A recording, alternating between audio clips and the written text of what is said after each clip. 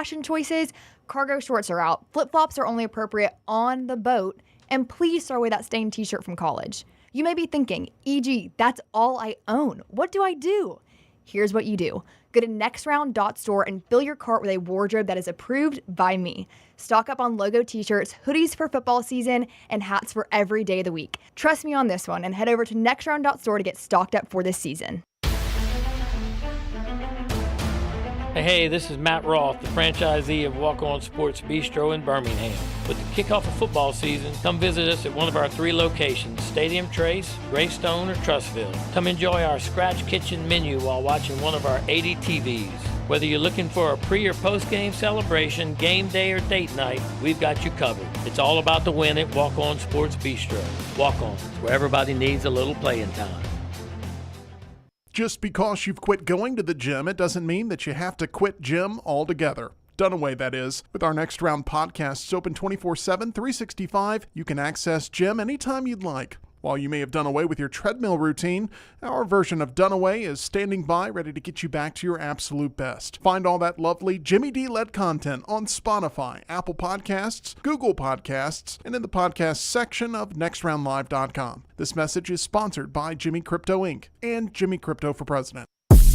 From the creators of The Next Round comes 2 new sites, covercrimson.com and thebarnauburn.com. 2 team sites with the same excitement and information-driven content that you get every day on The Next Round. Live daily shows, recorded shows, free of charge, plus premium content with insider information starting at just $1. And it's the perfect gift for the Alabama or Auburn fan in your family. Covercrimson.com or thebarnauburn.com. Sign up today.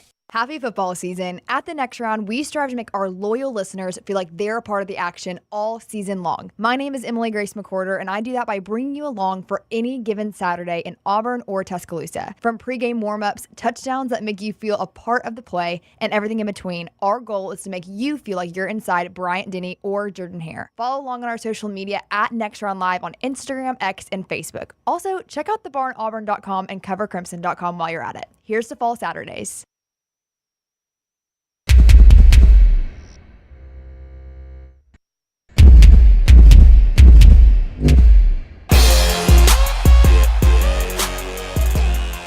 All right, it is another week of the Middle 8. Another weekend of football behind us. This time it is rivalry weekend. The Middle 8 presented by mybookie.ag. Code Next Round. Get you a 300% bonus in their casino. You make your deposit. They give you 300% of that deposit to play in the casino. He is Brandon Marcello of CBS Sports and 24/7 Sports. I am Ryan Brown. We thank you for joining us for the show. Welcome in, Brandon. I hope you had a great Thanksgiving and a great rivalry weekend. Did. Got to taste pepper spray a little bit. Brandon was on the field for Ohio State, Michigan. I'm sorry to laugh at that because I'm sure it was not a laughing moment for you at the time. Was it just none was sprayed directly on you? It was just in the air, right? Yeah, it was just like floating in the air. I didn't quite know it had happened, and I kind of felt like a shortness of breath. It was very weird, and it almost felt like static. I don't know how to describe it. Remember those when we were kids, the old TVs? Yeah. You go up to it and feel that static. I almost felt like that in my lungs. It was weird. Oof. But yeah, and then I saw a couple of players on the ground making noises. It was weird. It was crazy. Yeah, I can imagine. What a bizarre sight. And Scott, for those of you watching us, Scott is showing you video of where Brandon was. This is actually Brandon's video. Dumb question for me to say, oh, so you're on the field. I've actually seen this video. Yeah, Brandon was on the field. He was right in the middle of it. So let's talk about it out of order. Let's just discuss this, and we'll come back to the game. Both teams have been fined. Both schools have been fined $100,000 by the Big Ten, which on the surface seems a little bit light for this incident. I can't remember a time when pepper spray has had to be whipped out during a college football game. Yeah, me too. I'm sure it's happened before, but it was wild. So I'll just take you like through it. What I was doing, I was on the sideline there for the final few minutes after being in the press box to watch the game, and was shifting around. Went down to one side. My idea was I'm just going to follow Ryan Day around, after the game, see what he does. So I was following Ryan Day around. He went over to go sing with the Ohio State players in front of the band. It's the student section. And they were doing that. And then right near the end of it is when the fracas started with the flag and everything. And so I stayed with Ryan following him, and he was like hesitant. He was like slowly walking over there, and then he'd stop, and then he started walking closer to it. Um, and so at one point it was going on, and I'm like, should I stay with them or should I go over there? And I was like, you know what? I'm going to stay with them because I want to see how a head coach reacts to this, right? Um, and so he stays there for a little bit, and then as it's going on, and then he turns back around and like starts walking away, and I'm like, screw it, I'm done following him. I need to get involved in this. Go over there and check it out. And I get close to it in the huddle of it, and it's some point, I don't know when the pepper spray happened. That happened, and it kind of just, hit me, and I was like, what was that a little bit? But it didn't really affect me all that much. And so I backed up, and then I kind of backed up away from the crowd.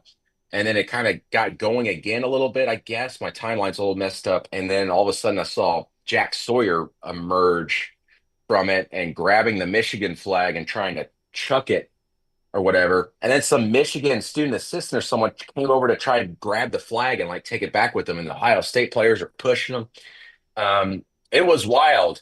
And I'm not sure if the police handled it the correct way, because finally, like pretty much when it was all done, the police, they started going, all right, let's build a human wall here at the 50 to stop everything. It's like, yeah, it's over. I mean, you guys already sprayed pepper spray and everybody's kind of dispersed. Yeah, just a wild scene. Unfortunate. I know a lot of people out there, that's just my opinion, are going, well, we should fine schools that plant the flag. We should make that illegal or whatever. And I don't agree with that at all. I think that if you win on a home field and rivalry week or whatever, you can go plant the flag all you want. If you're the opposing team, you didn't want that to happen. Guess what? You could have stopped it in the 60 minutes during the football game. I mean, Ohio State players, I understand the emotion and getting caught up in it, but that's just the wrong way to react to that. But the thing is, I think this is almost an indictment on just how crazy the Ohio State-Michigan rivalry has become over the last like 6 to 7 years. It's escalated. It's always been personal, but it's escalated. One, because of Michigan winning, but also because of what's happening behind the scenes with the hardball stuff, the cheating scandal. It's only amplified everything. And it's become so freaking personal for the players and the coaches. And when the coaches are taking it so seriously, and you see the toll that it's taking on the coaches, Ryan Day has said that it's like taking a toll on his family and his personal life. And his family members are on the sideline crying near the end of the game. Throughout that game, the tension in that stadium was insane, unlike anything I've ever been in, including a bunch of Iron Bowls. The fan base there was like turning in real time on Ryan Day and their team, booing, yelling at him. I can't tell you how many freaking fans I saw and heard yelling and cussing at Ryan Day and Will Howard, the quarterback near the end of the game. This thing is just boiled over past the boiling point. It's all over the stove, all over the kitchen. It's bad there. On both sides. And yeah, we saw the results of it with the flag planting incident. You felt like something was going to happen in that game, whether it was during the game, like a fight, or afterward, because it was tense. Yeah. I will make the point on the fining, because I've heard a lot of that. You got to fine the schools. They're fining schools for field rushes, and we've never had more field rushes. So fining is not going to stop any of this. Now, you could control your players planting a flag more than you could control the field rush. I get that. So maybe that's what people would say, but you wouldn't think it would require a fine. You would think it would require an athletic director telling a head coach, we can't continue to do this, right? And on top of all of that, you don't want players suspended. I don't know that the Big Ten is going to do this. I don't guess it would affect the playoff if they did, but if somebody stepped in and suspended a player for the next game, what if Ohio State were playing in Indianapolis and you had a player suspended? So, all those things would factor in. One would have to think. Yeah, certainly. I don't know if there is a right answer to Yeah. all this. I had a coach I talked to yesterday that brought this up without me mentioning it, and he thought, it's because all the power in college football is in the players' hands, and he said, as coaches, we can't control them anymore, and when they know they can't be controlled or corralled, or so to speak, they're willing to give into their emotions and do whatever they want at the whim of a moment. And so, this obviously wasn't just an Ohio State and Michigan issue.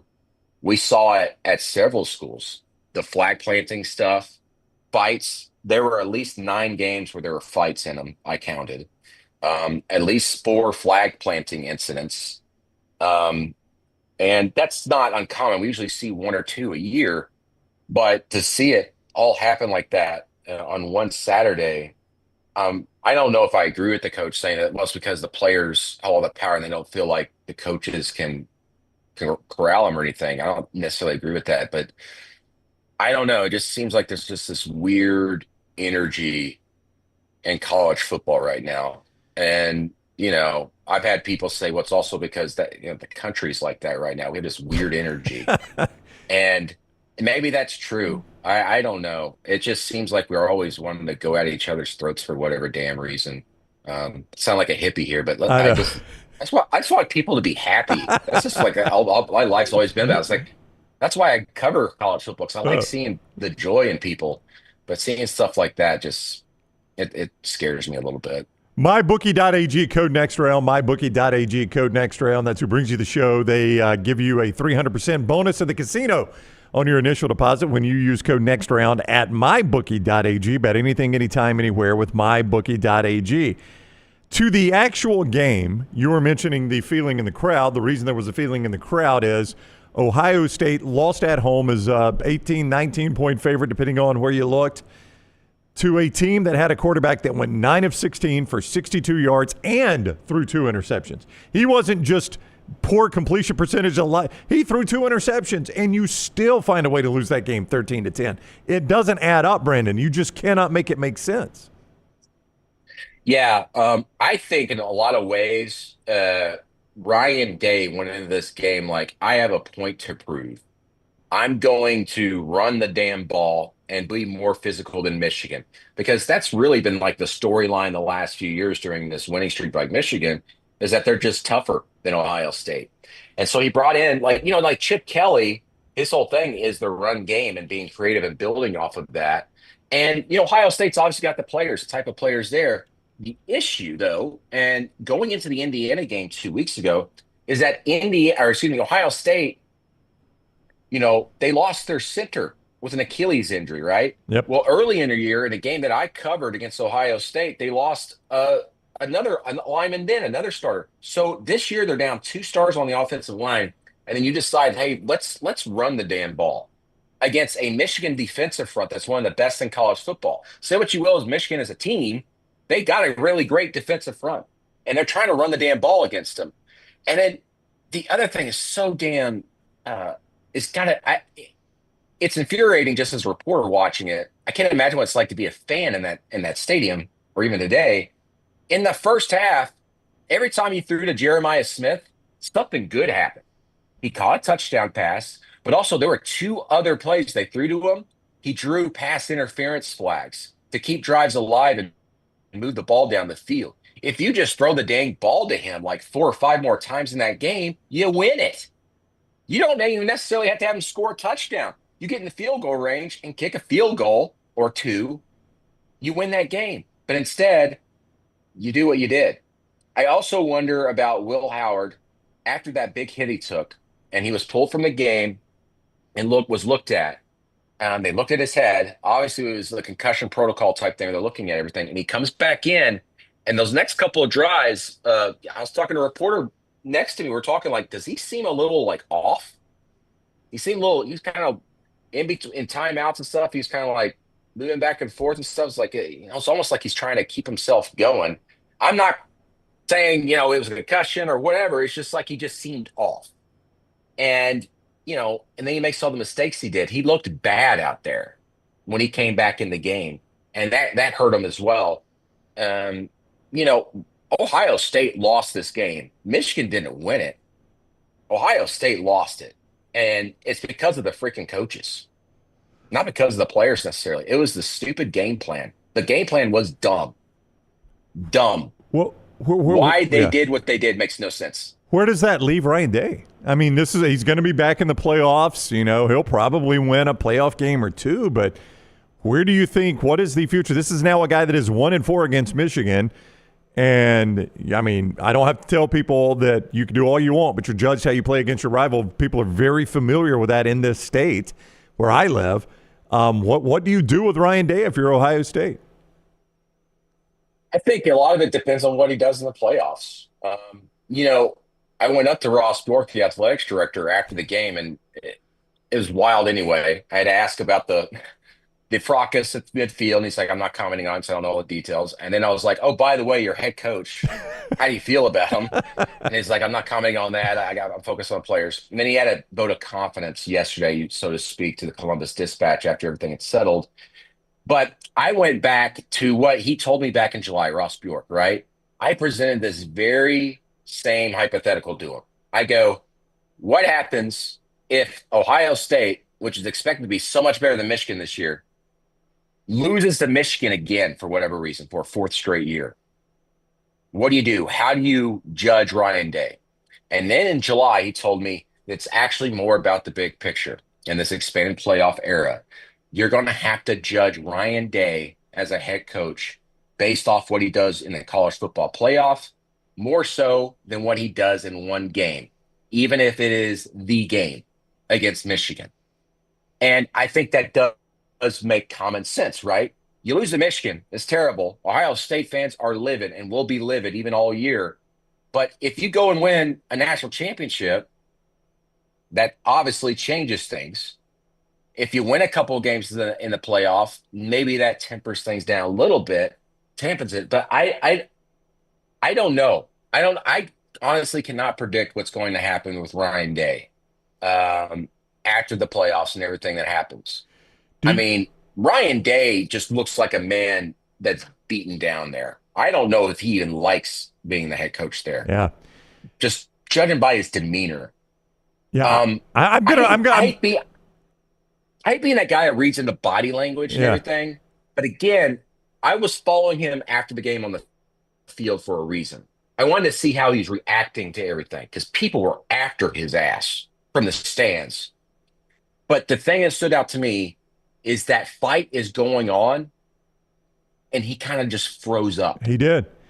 He didn't go over there to get in the middle of it. Yep. He didn't try to pull his players back like Sharon Moore was doing, or a lot of other coaches do, or go in there.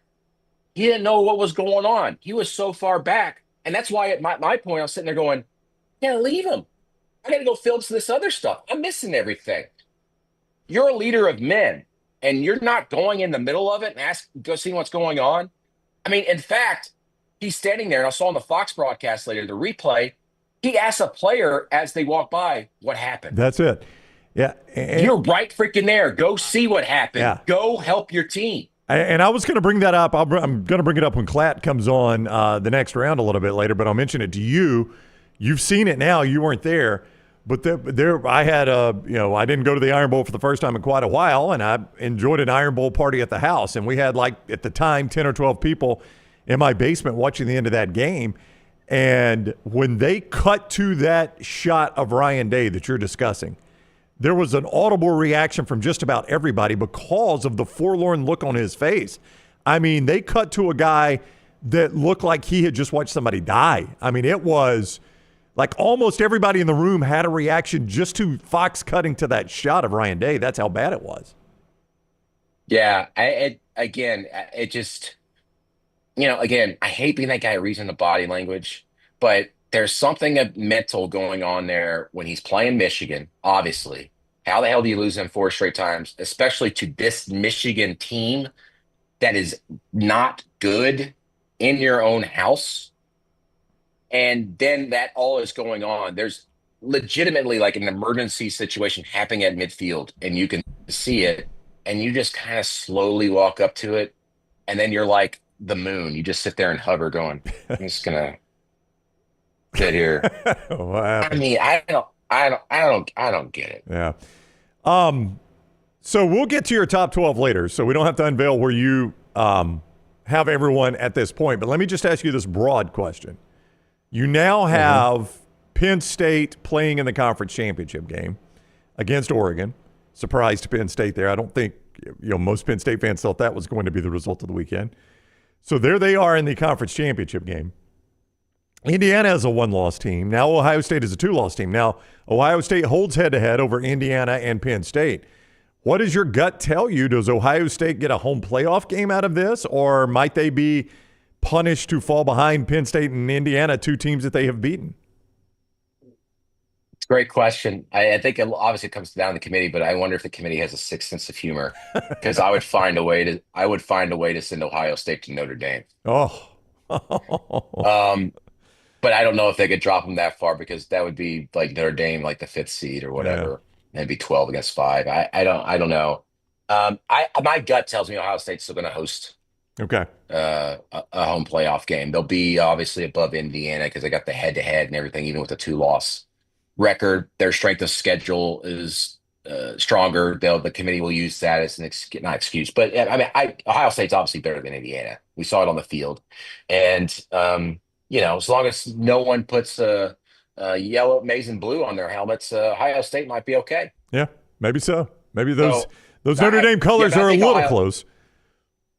I think Ohio State still hosts. Okay.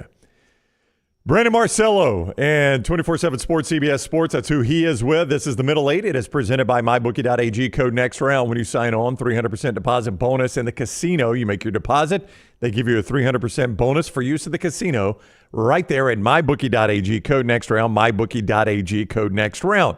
That was only one of the big rivalry weekend games. The other one was a renewal of a rivalry that has been dormant for 13 years now. Texas A&M, and I was so fired up for this game, and it just did not deliver. Texas dominated this game. A 17-7 score is not going to tell you how much Texas dominated this game, but Texas dominated this game. A&M, if not for a pick or a pick six or a block kick, they would not even have been close to scoring in this game. This was a dominant performance by Texas. Yeah, it's boring as hell too. It was not a good game. I was twiddling my thumbs. There weren't really any good other games going on at the time, and it was a bad game. And it was like an absolute dud for the SEC and all the buildup for it. And, Texas A&M has been trending this way, right? Obviously losing to Auburn the way they did. The offense just hasn't quite been there lately. And Texas's defense is one of the best in the country, maybe the best. I'm so impressed by Texas this year because coming into it, I was saying, and a lot of other people, I'm sure, they had lost 2 like generational type defensive tackles playing next to each other, right? And Murphy and Tavondre Sweat. And it's like they haven't missed a beat. They've been stellar along the defensive front this season. And they've got a championship type roster that can win a national championship this year. It's just that the schedule hasn't quite been there. And then they went to Texas A&M and just kind of throttled them. And the score doesn't show it, but they throttled them. They did whatever the hell they wanted. And it's so dangerous to see a team like that when, you bring in Archie Manning just to like run a play or two and then he scored a touchdown just because he's the running guy for you. And then you got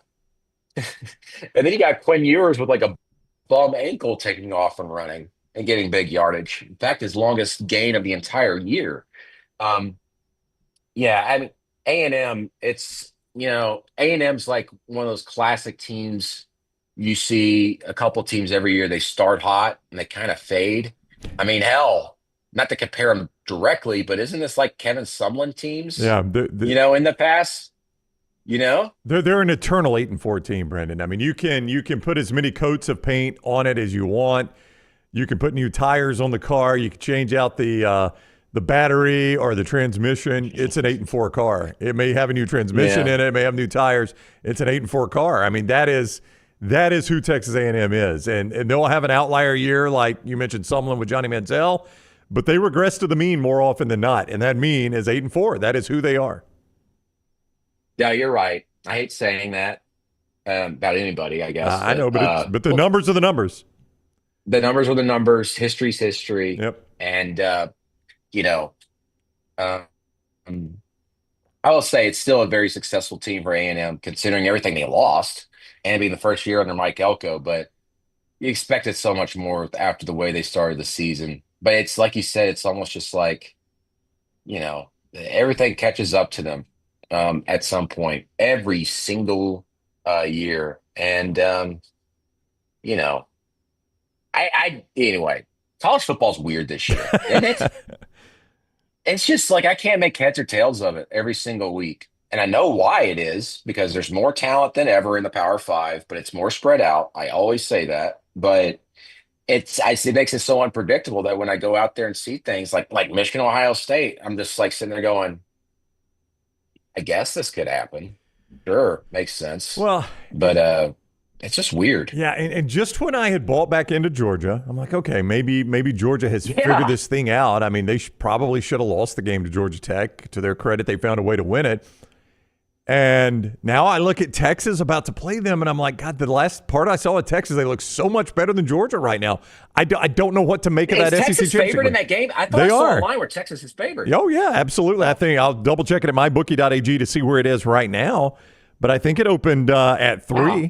I think it opened at 3, if I'm not mistaken. So yeah, they're favored. I mean, but if you discount everything you've seen over the last few years, and if you discount the meeting they had in Austin, and you look right now, Texas looks like the better team. Yes, but again, everything's about matchups, right? I still think Georgia's got great matchups advantages against Texas. It's just that Carson Beck played a heck of a game against Texas, really. And, we talk about regressing to the mean. I think Carson Beck has kind of become an average quarterback this year, all the interceptions and everything. But he's very capable of playing so well. We saw him play so well in the second half this past week against Georgia Tech.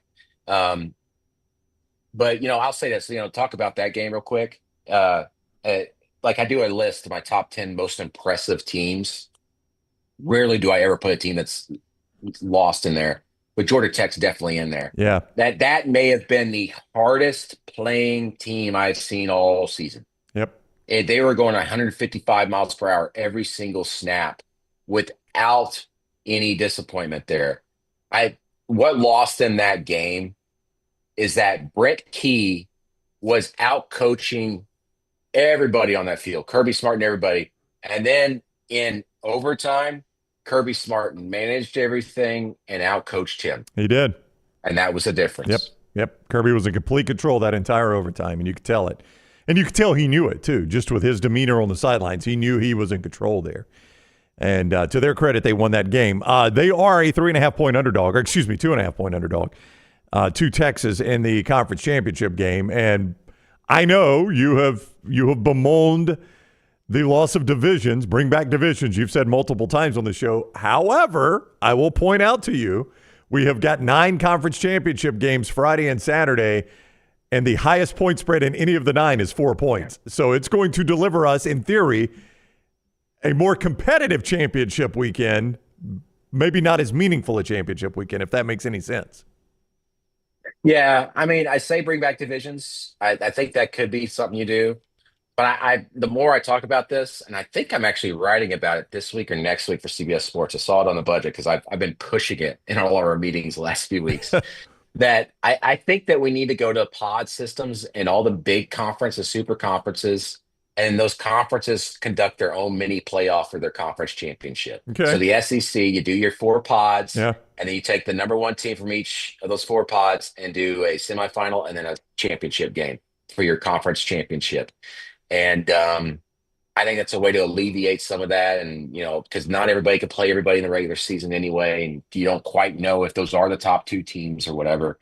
I think that would be a great way to do it. And also, TV money helps with that. You get more money out of it. The issue, though, of course, is player safety. That'll always be a thing. An extra game on the schedule or extra 2 games on the schedule. But I'd like to see that. I think that would be a great addition for college football. Okay. Well, I'll read it when you write it, and I'll make my judgment then.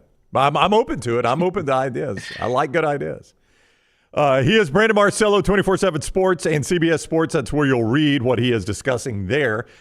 We've got another half of the show to go. We've only touched on a couple games. We've got plenty more to get to in the middle eight. And Brandon will unveil his top 12, and we'll ask him how he thinks that will compare to what the College Football Playoff Committee will do Tuesday night. A very important ranking by them following rivalry weekend. The show is presented by mybookie.ag.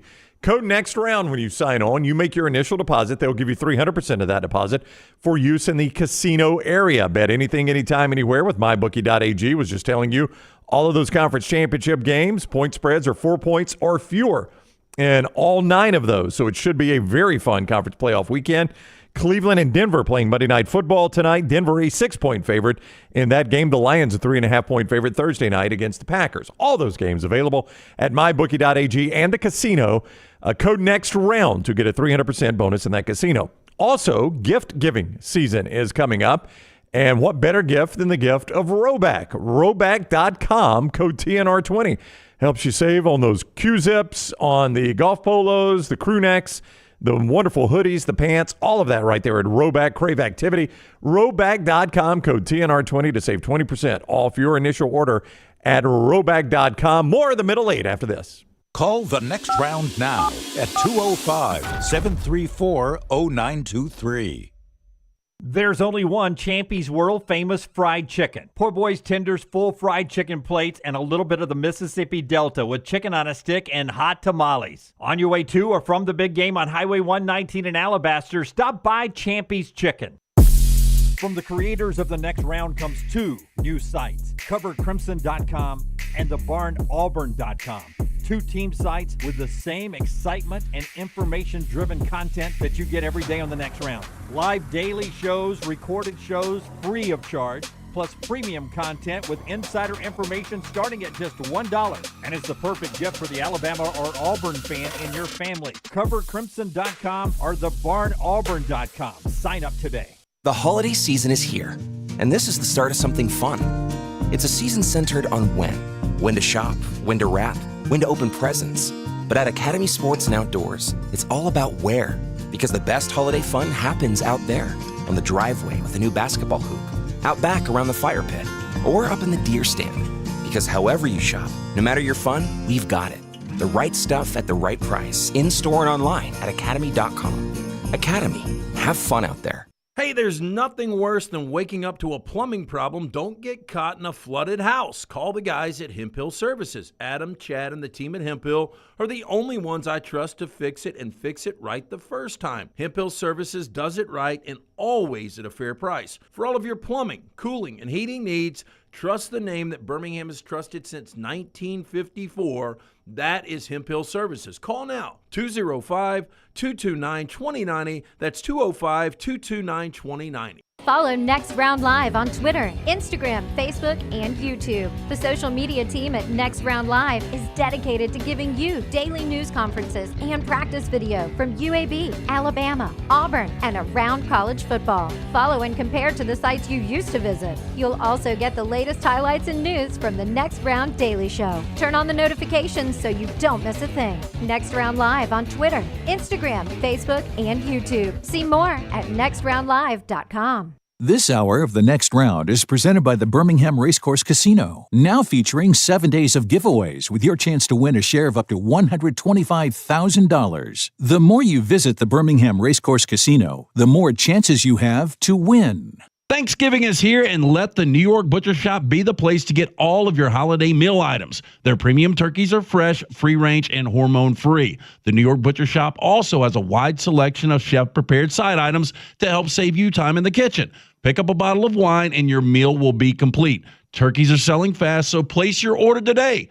2 locations to serve you, in Cahaba Heights and on Highway 119 in Greystone. The New York Butcher Shop. Rare quality, well-done service. By now, you guys know how I feel about my fashion. However, did you know that I care about your fashion choices? Cargo shorts are out, flip-flops are only appropriate on the boat, and please throw away that stained t-shirt from college. You may be thinking, EG, that's all I own. What do I do? Here's what you do. Go to nextround.store and fill your cart with a wardrobe that is approved by me. Stock up on logo t-shirts, hoodies for football season, and hats for every day of the week. Trust me on this one and head over to nextround.store to get stocked up for this season.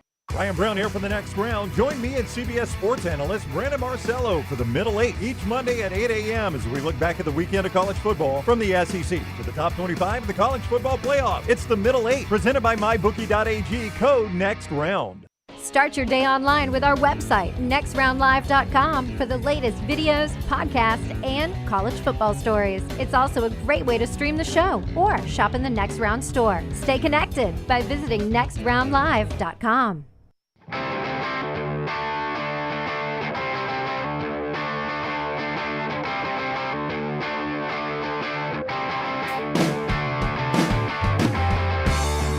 All right, the Middle 8 rolls on with Brandon Marcello of CBS Sports and 24/7 Sports. I'm Ryan Brown, mybookie.ag, code next round to get 300% in the casino right now at mybookie.ag. That is when you use code next round. That's who brings you the show. We've talked some Michigan, Ohio State, Texas A&M, Georgia Tech. Let's get to the Iron Bowl, Brandon. As Iron Bowls go, you've been to many of them. You know, generally the Jordan-Hare Iron Bowls are a three-ring circus. The Bryant-Denny Iron Bowls are, in comparison, ho-hum. Still a win Alabama fans enjoy, but they are more entertaining when they're at Jordan-Hare for whatever reason, and this was the textbook case of that one. 28-14, Alabama wins. Auburn never really threatened in that game. There was never a time where I thought Auburn had a shot at winning that game. Yeah, Bama had 4 turnovers, and Auburn was only able to score 6 points. Yeah, 3 in the first half. 3 first half turnovers for Alabama. Yeah, I mean, it's just Auburn can't take advantage of opportunities with this team for whatever reason. And as you said, history tells us in this modern era that Auburn just cannot win in Bryant-Denny Stadium unless you've got a once-in-a-lifetime player having the comeback. It's just what a disappointing year for Auburn. And being someone who covered Auburn, was heavily involved covering that program for a long time. And, man, they better hit hot next year. Because this thing is teetering on the edge, in my opinion.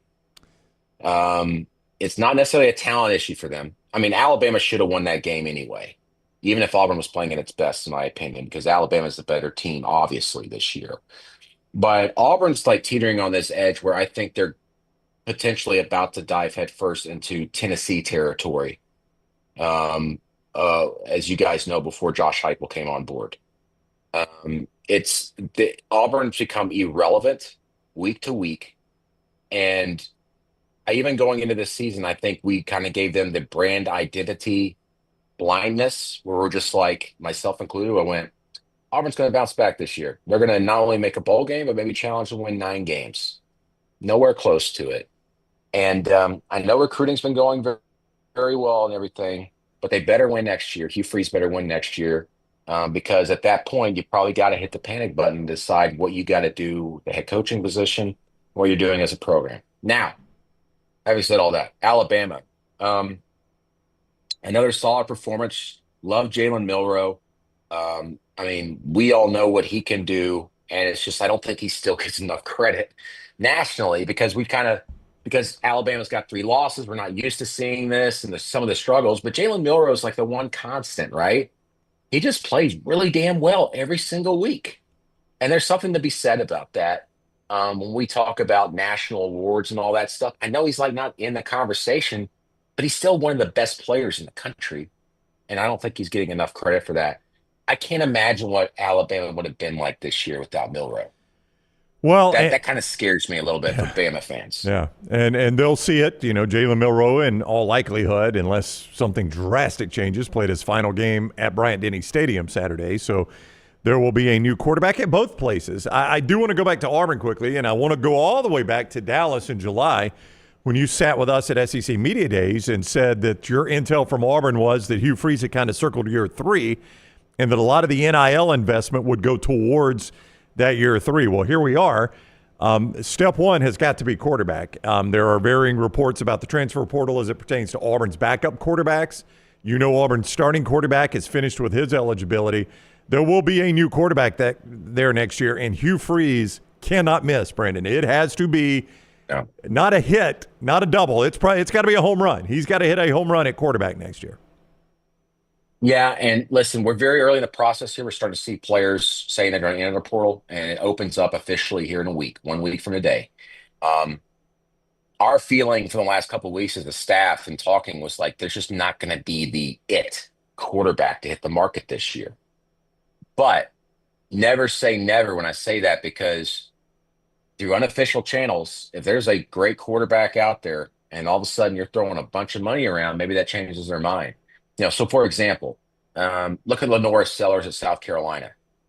South Carolina better be prepared to level up and give him a lot of money to keep him on board. I'm not saying he wants to leave. I'm just saying that other schools certainly will try to go after him. But what's Auburn's plan for that? Because I think that things obviously change. Nothing stays the same when we talk about plans and everything. But it still is and was. Year 3 is the year that we're going to invest. But the problem is that they were expecting to be able to bump up a lot of those younger guys in the high school class. This is the first 2 years. And then complement that with some really big, gigantic jewels from the transfer portal to kind of catch your eye and lead that program. Think of it like this, like what Miami did this year with adding a Cam Ward. That changed the program. And also helped up with the recruiting that they had there with Mario Cristobal that first couple of years, bulking up the offensive and defensive lines, and then getting you a skilled player to really kind of get that going. Auburn needs to do that. How do they do that? We'll see. They're going to have the money to do it. They've been preparing for this, but who do you go get? Who's going to be available? I would suspect that when you start hearing big names entering the portal, depending on the position, Auburn's going to be the ones like involved in that, because now it's do or die, I think, for Hugh Freeze going in the next year. He's got to do it. He's got to get it done. And the plan is probably going to have to change a little bit from what it was, because I don't think you necessarily had the type of pieces that you were hoping to have in place going into this season. Next season, I should say. Yeah, the obvious question as it pertains to Alabama is, what is your opinion of Alabama in the playoffs? We will unveil your top 12 a little bit later on, but the truth is, a lot of this depends on what the committee does with Miami, who lost at Syracuse. If Miami falls below Alabama, there is obviously a path there, deserving or not, for the Crimson Tide to make the college football playoffs. Mm-hmm. My question to you, do you think Miami will fall that far after a close loss at Syracuse, but it is their second loss? I think so. They should, most definitely. I dropped them to 16 in my rankings. And again, I think we're in this era. The committee, in my opinion, needs to do this in this new era. How are teams playing lately? Much like the men's basketball tournament and the committee, weigh what's happening in the final month of the season more so than maybe what you saw in September. Because back in September, we saw some games there where, like, you know what? USC and LSU have really improved. Man, they look really great. No. But what are teams doing here lately? A team that was in the top 20 in September isn't necessarily the same team at the end. Also, in this era, when these teams are coming together, no team looks exactly or even close to what they were week 1 to week 14. Pick any team, I can tell you. Oregon barely beat Idaho. Should have lost to Boise State. They're the only undefeated team in the FBS this year. So we got to look at that. And so I say that to say this. Miami looks like dirt the last 3 weeks, and it's been creeping up on them. They don't have a defense. They just don't have a defense. And Cam Ward goes out there and does his magic show and everything, and usually pulls a rabbit out of his hat. But you can't do that every week. At some point, we're going to figure out how you're doing that magic trick, and it's all an illusion. And for Miami, they've been an illusion this year, and it's caught up with them. Miami is definitely not a playoff team, and I think they should tumble in the committee's rankings. And if they don't, man, shame on the committee, because what are your eyes telling you? Yeah. Everybody else sees it. And I have been critical of Mario Cristobal. I've always said this. I don't know if you've heard me say it, Brandon. I've always said Mario Cristobal is the exact guy you want running your program. Sunday through Friday. I think his flaws show on Saturdays. And it goes back to Oregon, and it showed up again Saturday at Syracuse. I have no earthly idea with the way your defense has played all year and on Saturday why you settled for a field goal there. What did you think that field goal was going to do for you? Your defense gets no stops. I just did not understand that. I'm not so critical of that decision that much myself, but in the big picture, as you said, it's just game day coaching. It just isn't quite there. No. It was at Oregon. It's at Miami now. I saw a great stat. I can't exactly remember the exact numbers, but Bear for Fox Sports tweeted out like Mario's record against the spread in the month of November at all the spots, and it's like abysmal. Just absolutely abysmal. And that's coaching. That's not talent, because talent changes every year. The one constant is the coaching. The common denominator is Mario Cristobal. And I'm with you. Like, I think he's one of the best CEOs in college football. He runs his program with relentlessness that I think is unmeasured and underappreciated. But the problem is that we don't get to see that every day. We don't have a live feed into his offices. We only get to see what we see on the sideline on game days, right? And it's been bad at times. So Miami loses. We'll see what the committee does with them. South Carolina beats Clemson. You mentioned Lenore Sellers, who was fantastic at the end of that game. Was the reason South Carolina won that game. That guy, he's a running back he's a quarterback in a running back's body. When he gets in the open field, he is so thick and so big and such a strong runner that tacklers they slide off of him. It's wild to watch. Yeah, I don't think there's another quarterback out there like him right now in college football. And you're exactly right. He gets up in the open field, and then if he's on the second level, I don't think anybody can really take him one-on-one. You know what I mean? Trying to lower their shoulder against him without taking a perfect stance and hit to tackle him. Fantastic player.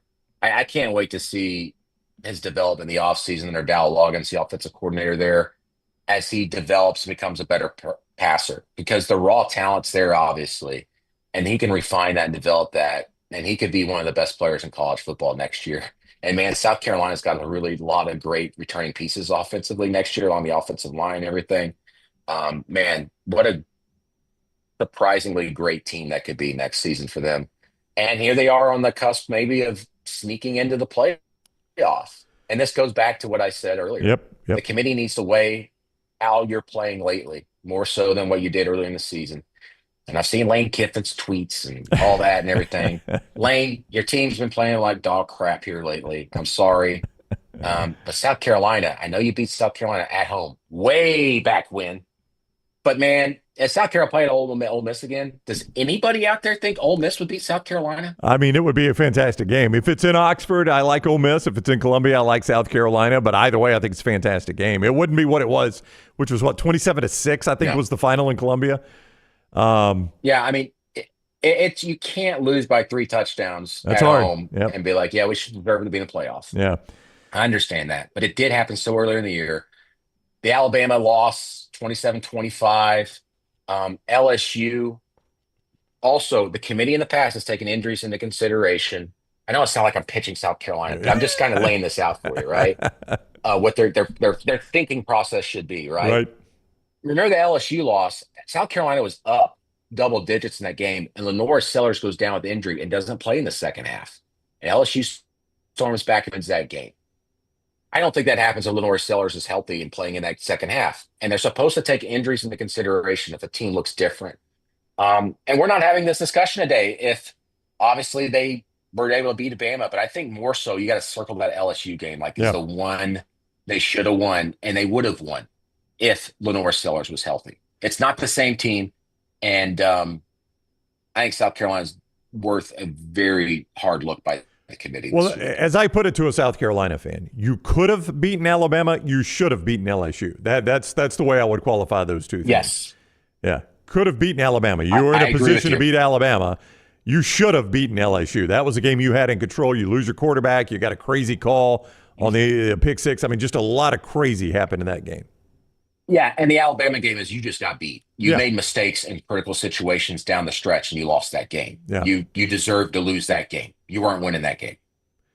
All right, let's take a look at Brandon's top 12 in a second. But first, I want to remind you, because I want to leave time for what he thinks the actual playoff committee will do after we see who he thinks his top 12 teams are. I want to remind you the show is presented by MyBookie.ag. Code next round when you sign on at MyBookie.ag. You make your initial deposit. They give you a 300% deposit, a 300% deposit to use at the casino at MyBookie.ag. Have some fun with that. In the casino area, you can also play all the games right there at MyBookie.ag. Bet anything, anytime, anywhere. MyBookie.ag. Code next round to get that 300% casino bonus. Code next round at MyBookie.ag. Code next round. Also, Roback.com. Code TNR20 is the code there. That gets you 20% off your initial order at Roback.com. All the great Q-zips, the crew necks, golf shirts, the pants, the wonderful hoodies, all available right there at Roback.com. Code TNR20 to save 20% off your initial order when you go to Roback.com. Each week, Brandon Marcello does his top 25 for CBS Sports. He unveils his top 12 first with us. We've had a lot of changes on some of his top teams based on rivalry weekend. Let's see how it shakes out. No surprise, you're keeping Oregon number 1. You moved Notre Dame to number 2. Ohio State was there last week, but they obviously lost. Texas still at 3. Penn State at 4. Georgia 5. SMU 6. Ohio State, you dropped them to 7. Right in front of Indiana, who they beat head-to-head 8. We didn't talk much about this, but Tennessee dropped 14-0 to Vandy, but they had a very impressive comeback for a strong win against the Commodores. They are at 9. Arizona State about to play for a conference championship at 10. Boise at 11. And there are the Gamecocks at 12. So if you were seeding the college football playoff, you've already hinted at this in the way you've talked, you'd have South Carolina in this thing. Yeah, I would. I would put them in. But again, a lot of that's going to depend on what happens in conference championship weekend. What if Clemson beats SMU? I think SMU is very deserving of still being in the playoff. Unless they get blown out, maybe by 50 points or something, and you're like, what the hell happened there? And you lose your quarterback or something. But I think South Carolina deserves to be in. Again, I think we need to weigh what a team has been doing lately, especially in this era, because teams take some time to gel with new pieces because of the portal and everything. And you're most definitely not the same team you were in September through November. And listen, I'm not going to be upset, obviously, if South Carolina doesn't make it and Alabama makes it. I think both teams could make some noise in the playoff. And I know Alabama has the head-to-head. I understand that. But I have to weigh how South Carolina is playing lately. They didn't lose on the road to OU and get demolished by OU lately. They actually beat the hell out of OU on the road. And they have to weigh the injury situation. Lenore Sellers didn't play in the second half of the LSU game. If he plays in the second half of that LSU game, they hold on to their lead and they win and they beat LSU. And they're a 2-loss team right now.